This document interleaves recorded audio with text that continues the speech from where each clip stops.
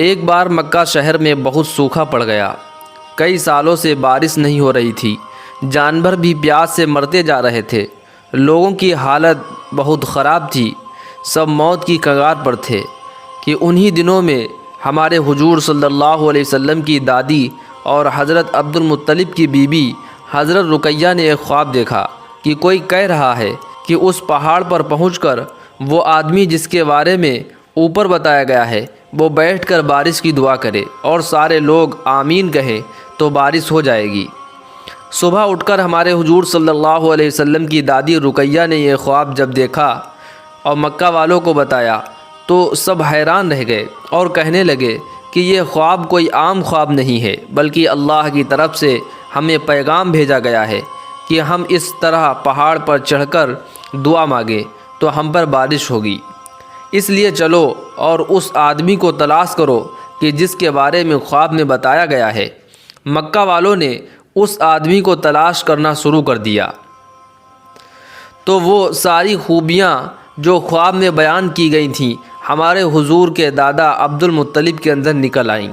لوگوں نے آ کر حضرت عبد المطلب سے کہا کہ آپ ہی ہمارے سردار ہو اور آپ ہی کے اندر وہ ساری خوبیاں ہمیں نظر آ رہی ہیں جو خواب میں بتائی گئی ہیں، اس لیے آپ چل کر ہمارے لیے بارش کی دعا کریں۔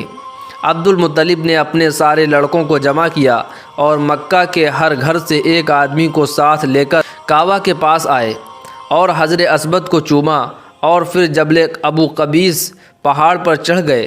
حضرت عبد المطلب نے پہاڑ پر چڑھ کر بارش کی دعا کی اور سبھی لوگوں نے آمین کہا۔ ابھی دعا ختم بھی نہیں ہوئی تھی کہ اچانک آسمان پر کالے بادل چھانے لگے اور پھر دیکھتے ہی دیکھتے بہت تیز بارش شروع ہو گئی۔ جب ہمارے حضور صلی اللہ علیہ وسلم کی عمر 7 سال کی ہوئی تو ایک دن ہمارے حضور صلی اللہ علیہ وسلم کی آنکھوں میں درد ہونے لگا اور آپ بہت پریشان ہو گئے تو ہمارے حضور صلی اللہ علیہ وسلم کے دادا عبد المطلب آپ صلی اللہ علیہ وسلم کو لے کر ایک جادوگر کے پاس گئے۔ عبد المطلب نے اس جادوگر کا دروازہ کھٹکھٹایا لیکن اس نے دروازہ نہ کھولا۔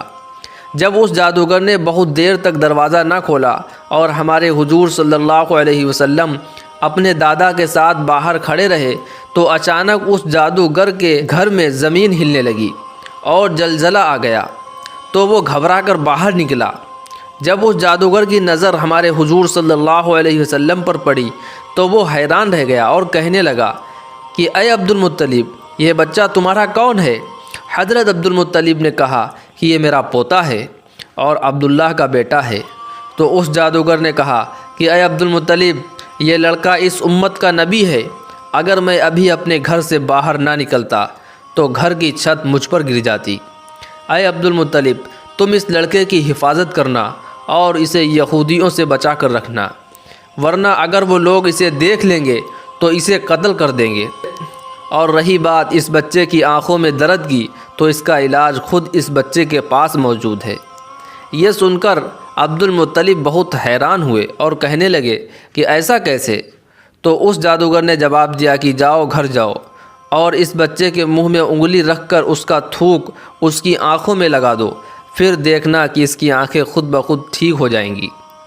حضرت عبد المطلب نے گھر آ کر یہی کیا اور حضور صلی اللہ علیہ وسلم کی آنکھیں بالکل ٹھیک ہو گئیں۔